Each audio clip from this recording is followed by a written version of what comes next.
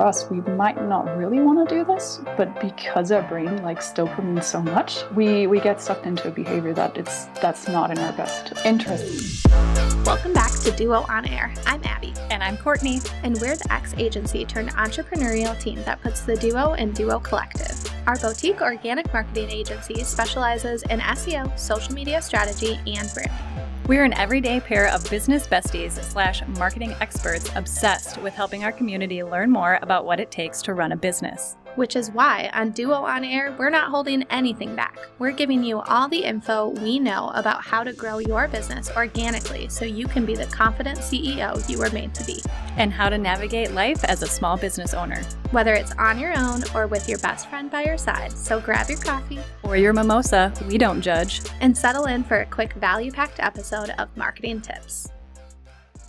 Welcome back to the Duo On Air podcast. This is episode number 107, and we are diving into an alternate universe today. Well, kinda. One where social media doesn't exist and you still get to grow your business. Sounds kinda dreamy, right?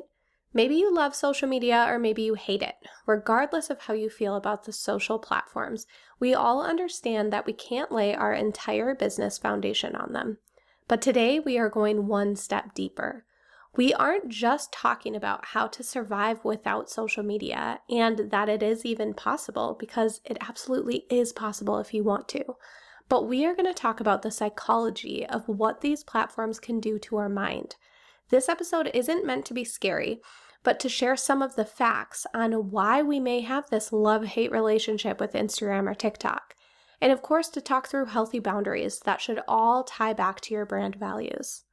And of course, to talk about all of this, we had to bring in an expert. Johanna is the founder of By Social Media. She started this business after working on her PhD and researching Instagram's effects on culture and society. Her unique work intersects entrepreneurship, research, experimentation, and human design. And she is all about building a business that fuels and sustains you, and so are we. So let's not delay this episode anymore. Let's meet Johanna. Hello, Johanna. Thank you so much for being on the Duo On Air podcast. Thanks for having me, Abby. I'm super excited to be here.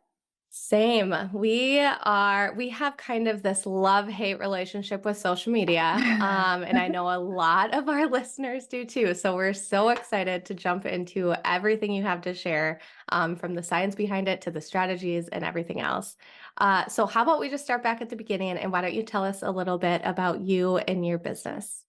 Sure.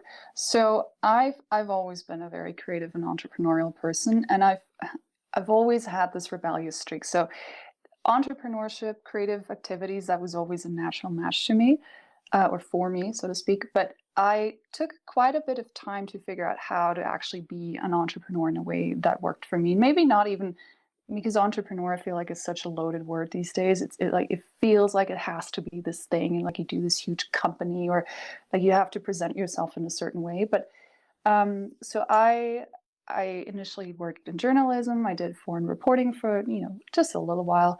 I was in the arts for a bit, and then I really started working as a freelancer. I was a startup founder for a little while.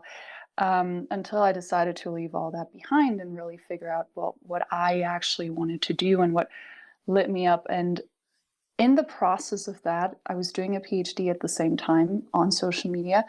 And I was trying to figure out how to market myself with the things I was doing on my own as a coach, sort of then later as a marketing consultant on social media. And it just never really clicked, right? So this whole thing, and why I'm really excited to talk to you today, is because I know there are so many people who are so frustrated with this. And at the same time, it feels like it's just this bitter pill you have to swallow, right? Like you got to do this. And that's where my rebellious spirit comes in. Just as like, why, why, Mm-hmm. why do we have to do this? This is obviously not working for a lot of people. And I'm just not, I'm not that good at taking directions, to be honest. So this was never something that I really enjoyed. The formulas also that people sort of foist onto you or sort of push onto you is like, oh no, this is my kit, just use this, buy this, plug it in, copy paste, just schedule it and be done. Because I found that I just don't have it in me to do something that I don't see the sense of it and that I don't enjoy, which in some ways can be pretty challenging because, I think my path might have been a little easier had I just been able to say like, okay, now I'll be on socials and everything will be fine, whatever, I'll just deal with it. But at the same time, I think it's also a question of your values and who you are as a person, and making sure that you're not stuffing yourself sort of forcefully into a box that someone else created, but that's never really been yours to fill to begin with. So I would say I've never been a person who fit into boxes with all the advantages and disadvantages, or let's say challenges and fun things that came with that. And it really is sort of the through line in my entrepreneurial and in general in my career. Yeah, I think a big shift happened. I mean, depending on what platform people have been on, but I feel Mhm. like a lot of people like go to Instagram right away. The big challenge was when Instagram came out with Reels. I think Yeah. that is when the biggest shift happened with social media because you didn't have to be in front of the camera as much. Stories Hmm. were like the best way to kind of dip your toe in and show up. Then Reels and TikTok and everything else just became this video first. And everyone Hmm. was like, what? Like, sure, some Yeah. people naturally just, you watch other people on there and they naturally just pick it up and do it and Hmm. they're rocking. And then it gives you this imposter syndrome and you're like, why can't I do that? And I feel like it Hmm. all kind of started at a height, like a higher height when Yeah. Reels and TikTok and everything became bigger. Yeah. Yeah. I 100% agree with you. I see generally sort of when we look at the history of social media, and I'm just going to share a little bit of my research here because I feel like it helps people understand why things are the way they are and why maybe this shift to TikTok was hard. And maybe they also noticed a shift a bit earlier, sort of at the late 2010s. So social media has been around for 20 years, which I think is really interesting. When you look at Facebook was founded in 2004, which is kind of crazy. LinkedIn's been around since 2003, and even in the late 90s, there were these sort of arcane social networks of celebrities and whatever. Sort of, MySpace. yeah, and MySpace, right? As a millennial, that was like my first exposure to social media. Same. Yeah, and it was so fun. You could put music on there, and it was very fun, right? And then the same happened with Facebook. Was fun for a while when you could just sort of connect with people all over the world, or you could see what their lives were like. Same with Instagram, because at the time in 2010 when Instagram happened, it was. Do you remember how crappy smartphone photos were? Like, I mean, Hmm. they were not great, and they had these awesome filters, and you could just share your view of the world with everyone else on there. I mean, when you think about that, that was revolutionary. We just weren't able to do that before, and at a quality where you wouldn't feel super ashamed to post it and share. But then what happened with these networks is, they're VC funded startups. So their venture capital funds. They give money to these startups, and at some point they want to see their money back, and their expectation is that. And I don't want to bore everyone listening to this with finance talk, but this is a really crucial piece. So they give money, and they expect to get not just 2 or 3x, but ideally like 10 or 100 times back what they invested in, because that's sort of, it's a very small slice of the finance world, and that's sort of where you go and almost like play casino with your money. But it's a very, very teeny tiny slice of sort of what bigger funds and companies and even university funds and endowments do. So with the venture capital backing, these companies had pressure to make money, right? Because if there's an investor that says like, hey, look, I gave you 10 million, I want to have at least 100 million back in 5 years. What are you going to do? And this led to these companies introducing ads, figuring out how they can make these products more addictive in terms of how they're set up, right? When maybe this feeling when you're scrolling through Instagram and you don't want to be there anymore because it feels like you're killing your brain cells minute by minute, but you can't leave. And that's because of the product design. That's sort of just hacking into feedback loops in our brains. And so that happened. And then in the mid 2010s, they started introducing algorithmic feeds. So you had not anymore the way it was in the beginning, where you could just see chronologically whatever, whoever you were following. If they posted on Monday morning, you would see sort of the order in which these posts had been made. And from there on, it also got a bit more tricky to be seen online, right? Because you had the algorithms, you had to figure out what the algorithm likes. And when you continue that through line thinking about Reels, it was really the algorithm. The company wanted you to do Reels, or wanted us as users to do Reels. And also the algorithm rewarded Reels. So if you wanted to be seen moving in this sort of bigger picture of the social media world, you had to play to their rules. And with Reels especially, I feel, because as you were saying, Instagram, for example, was a really great tool for introverts and for people who were kind of not so sure about how to do business and how to build a business. It was a really cool, like, lower threshold way to build a brand, or to say, like, look, I don't know, I like to sew, I make blouses, here are 5, whoever wants them, DM me.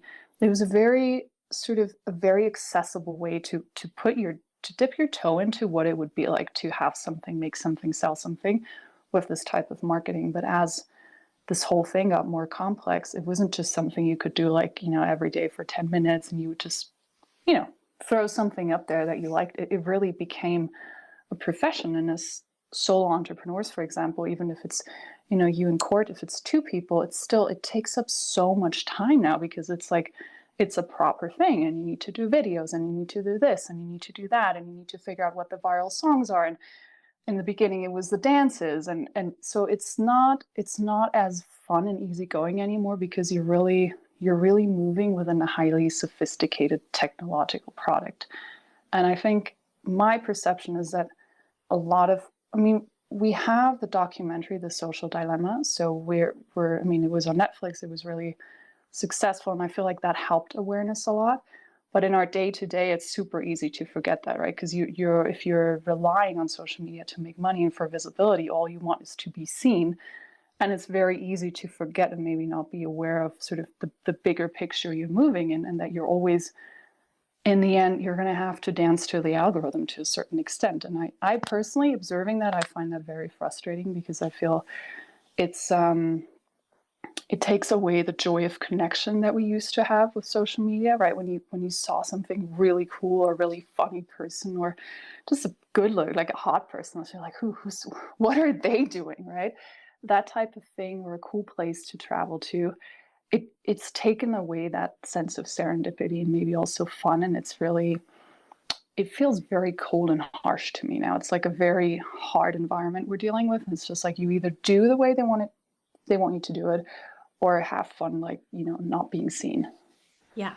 Oh, yeah. Yeah. I was just thinking the other day when I was just scrolling that I'm like, Mhm. I used to have timers and I had to shut them off, because if Mhm. I'm creating a reel and publishing it, I would spend Mhm. half of my time, like the time allotted for the day, creating that reel. But then Right. you'd have to go on and answer DMs or answer things. Mhm. And which I should, like, I want to talk about this in a second, but Mhm. like, it should just be like, there you go, that's it for the day, like, you can go tomorrow. There is no reason why you need to extend the time. Like, people can Mhm. wait 24 hours to hear from you, like, things like that Mhm. are okay.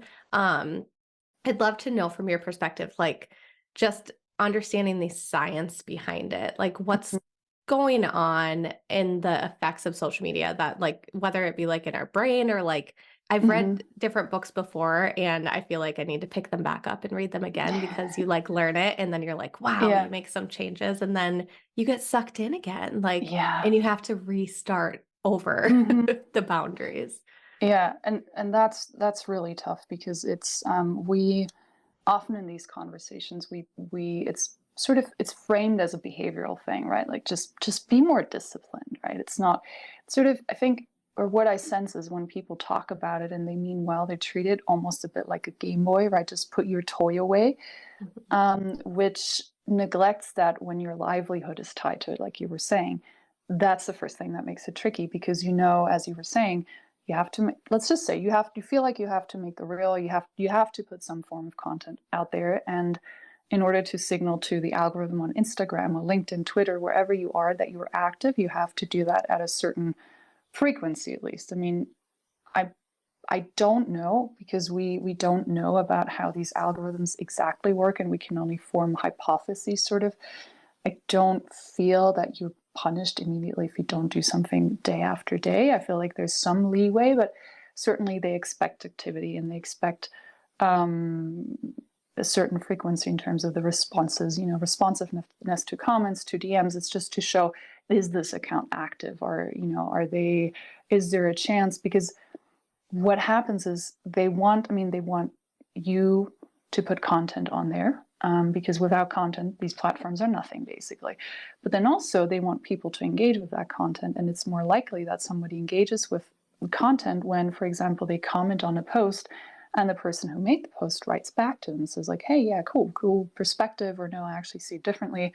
Or when you send someone a DM, it's rewarding, or it's our human need to communicate and to connect. So you send someone a DM and they reply back, and it's sort of this need that we have inbuilt in all of us as humans that's captured by this platform, and the platform puts their rules onto how we interact as humans. So that's the first thing that I feel is very, very tricky to navigate, because you and I now having this conversation right now, that's a moment of connection in some way, shape, or form, right? We might part after this call, and even you listening to this, we might part, and you might say, well, whatever, this wasn't for me, but it was still a moment of interaction and connection. And there's no outside rule to this right now. We're not necessarily, when we're on the clock because we agreed to a certain time frame for recording this, but it's not like there's an expectation for me to drop a certain amount of knowledge bombs, every it's like 5 key insights every 5 minutes. And that's sort of what happens when you're on social media. The way we would naturally interact is put into this box of measuring, right? This many comments, this many likes, this many followers, and this, and this much activity per day. So it's something that I feel is very unnatural for us people to do, because our communication and our interactions, it always ebbs and flows a little bit. Even if you're close with someone, it's not the same every day. So that's the first thing that I find very tricky. And the second thing, just from when you look at the brain, is, so there was in Stanford, there was a lab for behavioral sciences. And so incidentally, which was really interesting, some of the early tech founders, for example, like one of the co-founders of Instagram, were at this behavioral lab, and they learned what you needed to do to change people's behavior from a cognitive and behavioral basis. And the person who founded this lab, it's a guy named BJ Fogg. He's I think a psychologist or behavioral psychologist, and he identified different paths that you can take so we're talking about behavioral cues, sort of how often you need to reinforce the behavior that you could take in order to create a certain behavior in people. And my perception is that this initially was intended to help people, for instance, with therapy, or if somebody wanted to change a behavior in a certain way, to give them support through sort of reinforcing cues. But what happened is, because these guys and startups also had this knowledge, it was very easy to make this transfer into how Instagram works, for example. And what you see now is, for example, when you log on, there's a certain cadence to the content that you see, right? Between what the algorithm thinks you like, what it thinks you don't like, what it thinks you might, want to see more of. I mean, it doesn't always work, because it's sophisticated, and at the same time not as sophisticated as it wants us to believe it is. But what happens is, every time you see something you find rewarding, you get this little dopamine hit in your brain and dopamine signals motivation and reward. So every time you get this hit from, let's say I saw a cool video, like a cute animal video, or cool, I learned something, or cool, someone liked what I said or put a like on my photo, you get these little rewards. And what's really interesting is, so if, for example, the feed were organized chronologically, and you would just know, like, every time you open the app, you would get, you see 3 posts and you get 3 dopamine hits. That gets boring after a while. But when you introduce some variation to that, so you see something you like, you see something that does nothing for you, and then out of the blue, you have something where that triggers the reward again, you really get drawn in, because it tends to be, that's like the same mechanism as slot machines have, for example, when you don't know when the reward will come, but you expect it, and in some way, shape, or form it's going to be there. Only that on slot machines you have to put in money, and here on Instagram it's time and your energy and your life and all these things, which for short periods of time might feel like not much, but considering that this has been going on for years now, and decade, more than a decade basically, or almost a decade, that's a lot of time and a lot of energy and a lot of attention to be spending on there. And at the same time, it also explains why it is so hard to just disengage, because these same mechanisms of dopamine, just varying and making the dopamine reward random have been used to, I think it was train pigs to vacuum or something. So they did experiments with animals on this in the 50s and 60s, and they pushed quite far in terms of what they could get animals to do. I mean, it's not like the pig with its paws or, its little hooves like pushing the vacuum, but moving it around in a sense where you could really direct it to do something that it would naturally definitely not do, because that's not a thing a pig would do.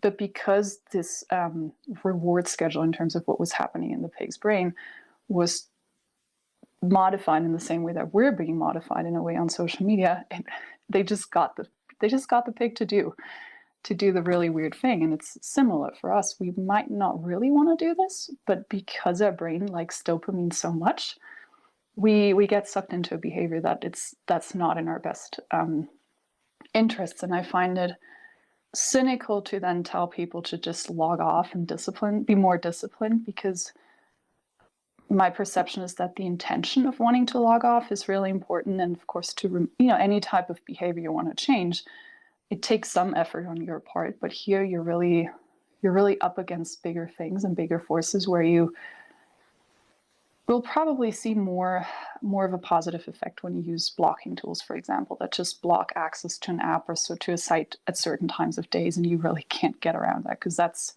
one of the surest things, that just prevents you to do the thing, or prevents you from doing the thing you don't want to do.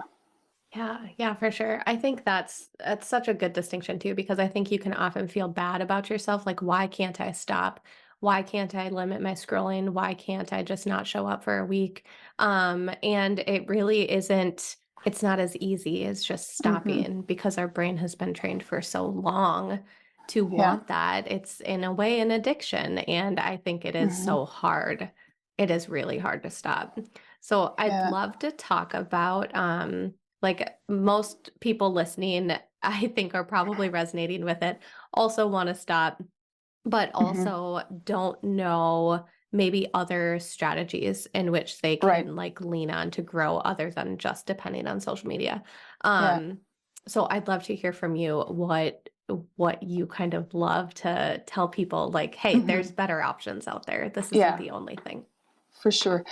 And this is the part of the conversation that I really, really, I mean, not just our conversation, but again, for the bigger picture of how we can achieve this. Because when I used to still be on social media, I was in entrepreneur groups on Facebook, for example, and I would see every 3 to 6 months, you would have these insane, intense discussion threads of like, oh no, oh crap, the algorithm changed, my business is screwed, what am I going to do? And then you would have like 250 comments on how to figure out, well, half of people just complaining and being absolutely devastated about this, and then the other half peppering in sort of their cool new Instagram or social media strategies on how to fix this. So the first thing about this is I feel it's a good idea for us to just, not just us on this conversation and listening, but just really to step away from this for a second and look at the insanity of it, what it means to run a business that's tied to cycles like that. Because ultimately,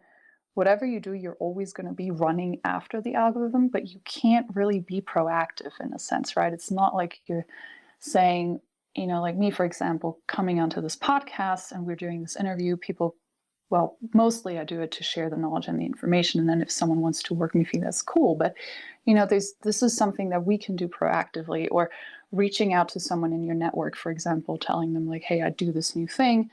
Maybe someone who would appreciate this, or um, doing paid ads, for example, right? Ads, I feel like ads got to be this 4-letter word because everyone thinks that just organic growth is where it's at. And yes, especially if your budget is small, then I understand that. But then also, it it sort of, this obsession with social media really narrows our focus. It's like we're like these horses, right? We have blinders on and we don't see anything else around us, and we're just so closed off to all the other options that there are. So generally speaking, I mean, you do SEO a lot. You're an SEO consultant together with Mhm. Court. So there's a lot of merit in doing SEO if you feel that you're the person who's got, I feel, this combination of maybe an analytical brain who can then also execute the writing in a way that it's not boring. That's great. You could use networking, just really um, reaching out to everyone around you. That's sort of a no-brainer, right? The whole idea of word of mouth growth, word of mouth marketing in general, which now these days you could do an affiliate program for your company. You could, I mean, then there are tons of ways to be really creative with just like leaving QR codes everywhere and really working. For example, if you have a physical shop, you can get very creative with guerrilla marketing and just sort of working with the physical space, which is so fun, because you sort of subvert expectations with that quite a bit, because people, if they expect to see you on social media, which you might want to maintain, but you do something that actually works with the physical environment and people live and work and do all these things, that can be very fun too. So there are a lot of different ways, a lot of different channels to choose outside of social media. But before you do that, it comes with a big caveat. So I think the first thing that's really important is to figure out, how much do you want to be on social media still? Do you want to leave altogether? Do you just want to scale down? And are you fine with maybe, your incoming client base from social media is going to be reduced? And also, as a side note, do you even get clients from social media? Because that's also something I noticed that it was the case for me. Also, a lot of people I talk to, when I ask them, do you actually get anyone from social media? And it's sort of like crickets. And they start reflecting. It's like, well, I had like 2 people, and then 5 came because my friend's friend recommended me, and then 2 more because I did this, and 1 more because I did that. So in any type of business, it might be a really good idea if you actually sit down before you decide in all of this and see how much of your business is actually coming through social media, to also hopefully reduce the fear of making that change and stepping away in some shape or form. And then it's basically up to you to figure out how much you want to be on there. So there are different ways to do this, different intensities in terms of stepping away, from just cutting back a little bit to saying goodbye altogether. But here it also really depends, I think, on just to make sure, before you build an off social media strategy and before you look into all these channels and all these things you could be doing, that you set a timeline for yourself that's really realistic. So even before we go into strategy and how you could, this channel and that channel, and how you find what works for you, it's just really important to know, or to be aware of the fact that it's probably not a good idea to burn everything down. I did that.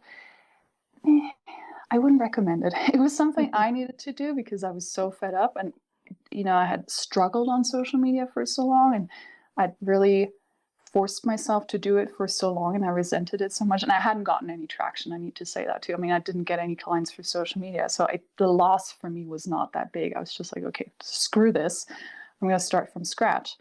But I wouldn't necessarily recommend a step this radical to other people, especially if you've spent a lot of time building a following on there, or if there are people who expect to hear from you. It would be a bit tough, I think, to just say like, peace out and never talk to them on socials again. So you want to make sure that whatever you end up doing, you actually let the people know, the people around you, and you just guide them maybe on this journey of following you to wherever else you want to take them, in terms of connecting with them on a more personal level.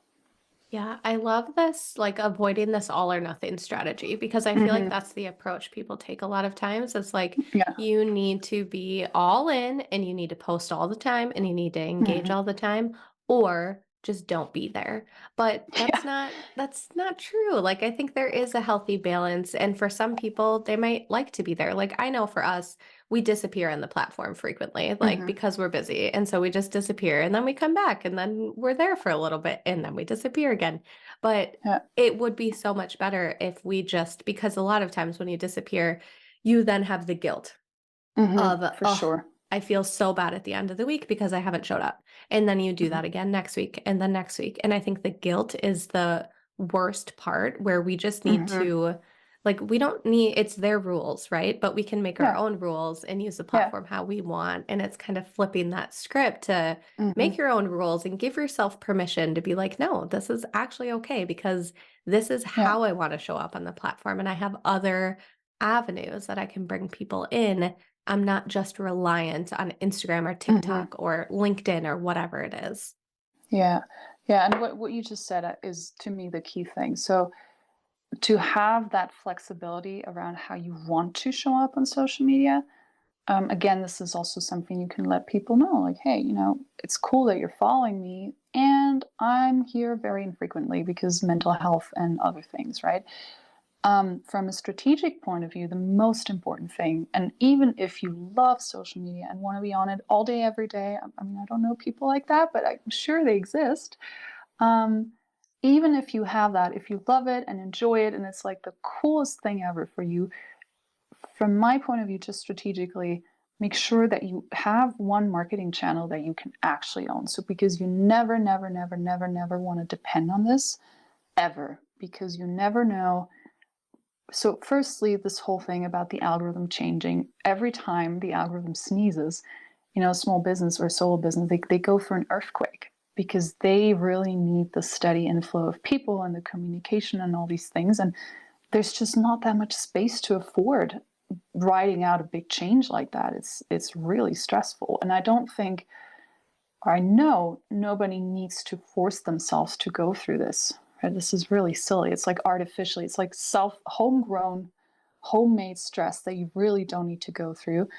And in terms of that, alternative marketing channels like SEO, or my favorite is a newsletter or email marketing, because right now that's the only one you can truly own, in the sense that people opt into receiving communication from you, you send them emails, and it's just you and them in the inbox. There's nobody else regulating this, there's nobody else up or downshifting this in terms of what the algorithm wants you to do. It's just you and them, and that's that. And the cool thing is also, you can, if you stop liking a certain email service provider, you can take your mailing list and you can move it somewhere else, which we don't have on social media. If you build your audience on LinkedIn, you're locked into LinkedIn. If you build it on Instagram, you're locked into Instagram.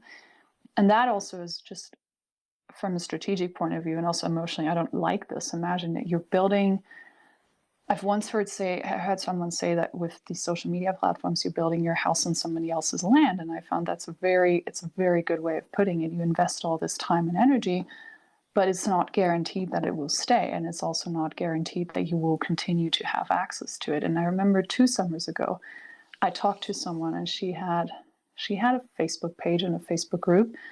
And something, I don't know what exactly happened, but something happened with the VA, and then it seemed to Facebook like fraud was going on, or somebody hacked her account, and she lost access to her account. And she had only built the business on social media and on Facebook specifically, and there was nothing. She couldn't get it back. Facebook has 2 billion users, more than that. So it's not like there's a complaint hotline where you can call and they're going to be dedicated to help you figuring out, how you can get that back. And you never want to expose yourself to that type of risk, because that's a level of stress that, I mean, a big corporation can handle that, right? For example, if Nike doesn't have their social media overnight, well, first, it's not going to happen to them because they're approaching these companies at a totally different level, but it's not going to hurt them that much. For a small and solo business, if you build it only on there, and then to lose access to that, that's like, I don't know, it's almost like a death sentence. And that's a level of stress that I don't think anyone needs to go through, because it's unnecessary. So even if you like social media, or, if you're sort of in the same camp as you, saying like, we like to be on there occasionally, but it's nice to not have the pressure of having to be on there, then it's really important to make sure that you build out, I don't know, one, again, also being really cognizant of time and energy, to build out one marketing channel, or maybe 2 or something, where it's you and you're in control. More similar to SEO is sort of, I feel like, in the middle, because you're still playing to the algorithm. You have to do what Google wants, but at least it's something that has more longevity as in comparison to social media.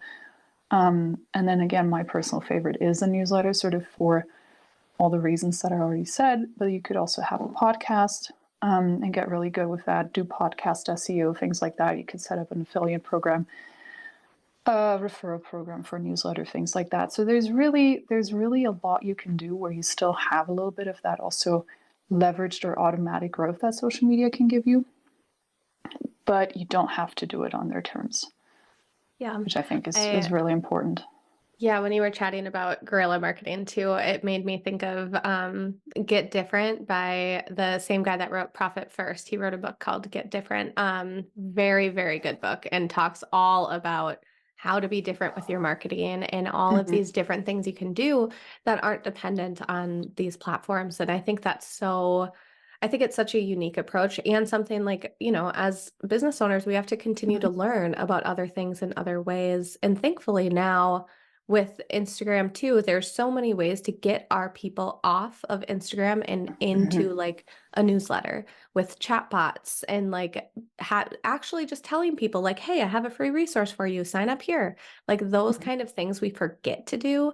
And I think if you want to start making the shift from social media to your email, for example, we need to start talking about it. We need to start Mhm. telling people, because if 10% of your audience is seeing your posts, you need to talk about it a lot, a lot, a lot to get them Mhm. to convert off your platform into your email, and then start building your audience there, which is, like you said, like, don't burn it down. It's going to take time. Mhm. Start to make those conscious decisions to move off platform for sure. Yeah. Yeah, and I would say, because you mentioned, after this, I want to spend a moment on also how to find good marketing channels as a solopreneur, because that's also something that's not talked about a lot. And I have a couple of ideas and experiences I can share on that. But just what you said also in terms of visibility. So on social media, if you get 10% visibility, that's, people, 10% of your followers see what you posted. That's insane, right? That's such, you're doing so well if that happens. And when you look to a newsletter, if you imagine that you have, I don't know, 1,000 subscribers and 10% open your newsletter, that's super low, right? Most solo and small business, especially niche newsletters, or when it comes to, you being the personal brand and people wanting to connect to what you do, it's usually more in the 40. I've seen 40 to 50 quite a lot with the other newsletter. I mean, in my own newsletter and also with other people I talk to.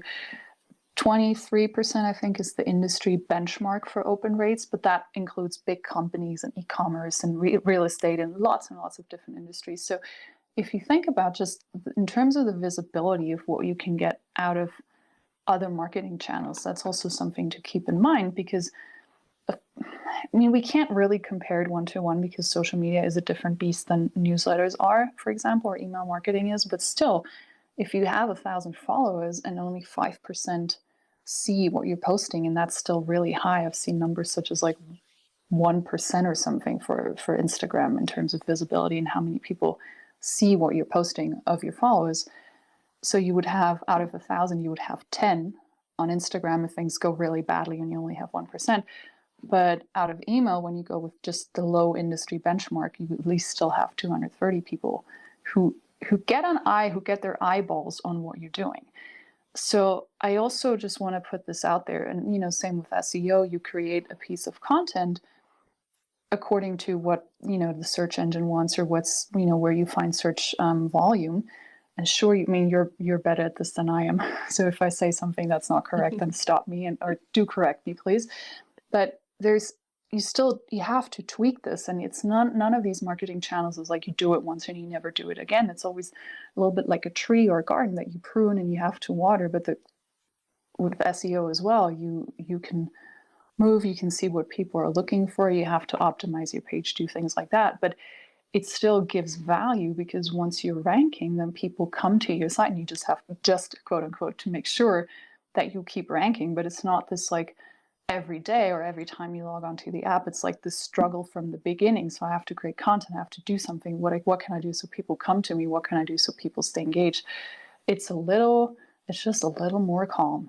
And that's what I like a lot about being, I'm off social media entirely, just also because of where my values are, and because I wrote this PhD and I felt it would be quite rich of me to write it as this like big tome of like why social media sucks and which colors and flavors it sucks in, and then be all over social media promoting myself. I felt like that would not work. But irrespective again of where you fall in that journey, it's just so nice to step back and just build marketing that's a little more calm, and where you have options and where you feel not beholden to this thing. I like that a lot.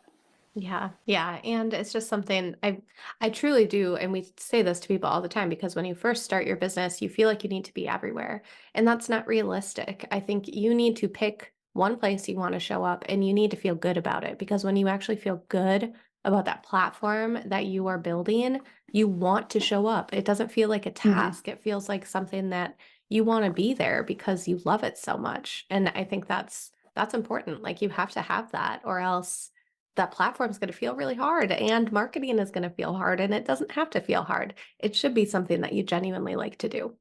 Yeah, yeah, totally. And I'm glad you brought this up. I mean, people don't see this in the video, but I was nodding emphatically because the thing with social media also that I've noticed is basically it's like do this, figure out how to do it because this is the way, right? The and especially when you get into business and you don't know how to do it, you can find a lot of advice and a lot of resources online. And on the one hand, that's good because a lot of that stuff wasn't available even 10 years ago. So there's a plethora of resources out there, but they tend to work in very formulaic ways. They tell you, do this, this is how you set up your store, this is how you market it, go figure it out now. And if it doesn't work, then it's kind of your fault because you didn't dedicate yourself enough to it, you didn't hustle enough, you didn't want it enough, right?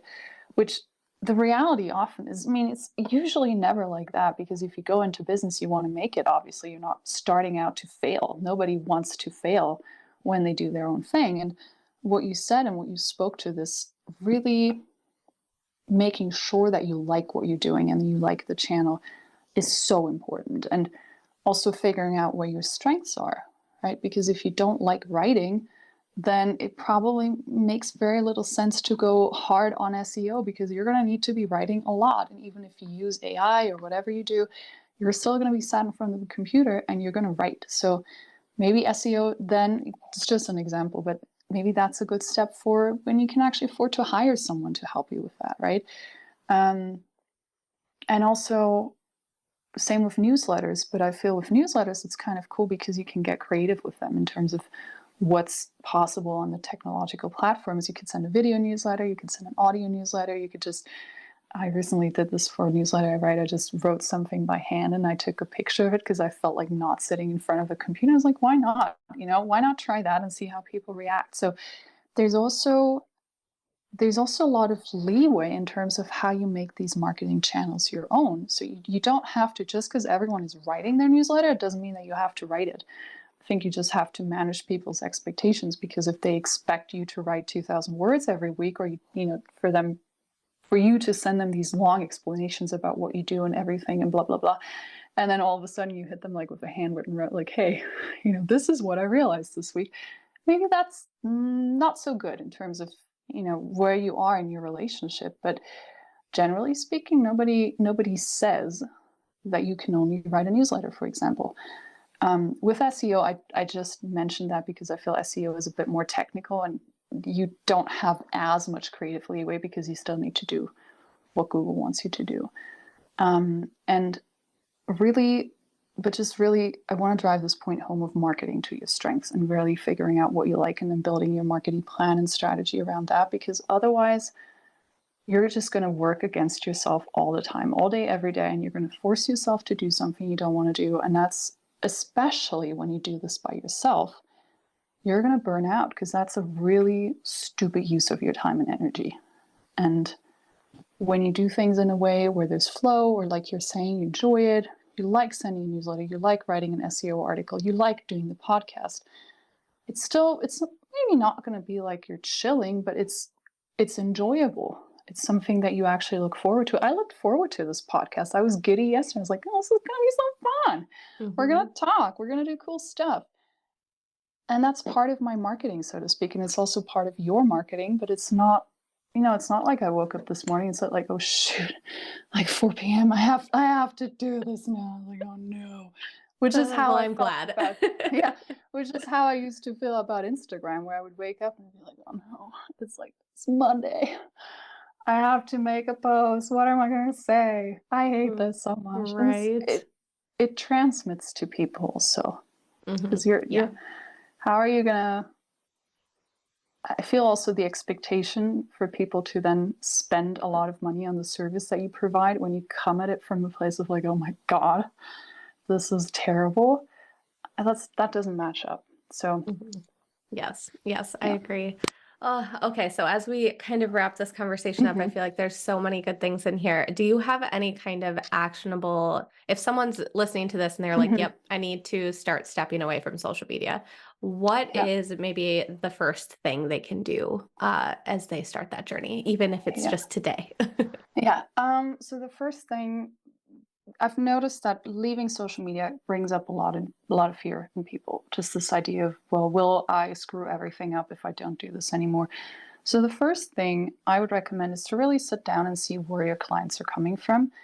Because once you have the numbers and it's not just a hunch, you can really tell first how important social media really is in your business. And if you maybe have over just given it a little bit too much value, right, in terms of just what's driving revenue. Because at the end of the day, even though a lot of this is a creative endeavor and marketing can be very creative, it's still a business. So where's the money coming from? That's really important to just look at where's the money coming from, what channels have I been using, how have clients been finding me, or have I been reaching out to clients and has that been working well, right? It doesn't all just need to be inbound. You can also be proactive and reach out to people. So I would say that in terms of just business strategy, but also in terms of managing your fears and really encountering whether your fears and to what extent they're valid about leaving social media. And then the second thing you can do is, I mean, yes, you need to make a marketing plan and a marketing strategy, and you can do that on one page. It's still